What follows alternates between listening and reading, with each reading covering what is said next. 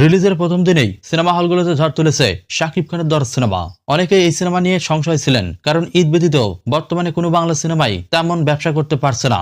আর বিশেষ করে অনন্য মামুনের সঠিক প্রচারণার অভাবে এই সিনেমাটি একসময় আলোর পথ থেকে হারিয়ে যেতে শুরু করেছিল।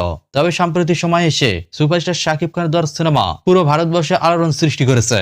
আর আশার চেয়ে দর্শক টানতে সফল হয়েছে শাকিব খানের এই সিনেমাটি রিলিজের প্রথম দিনেই ভারত ও বাংলাদেশে অসংখ্য দর্শক অনুসারীরা সিনেমা হলে গিয়ে শাকিব খানের দর সিনেমাটি দেখেছেন। বিশেষ করে এই সিনেমাটি দেখার পর অনেক দর্শকরা শাকিব খানের পাশাপাশি বলিউড বিউটি সোনাল চৌহানের ভয়েসে প্রশংসা করেছেন।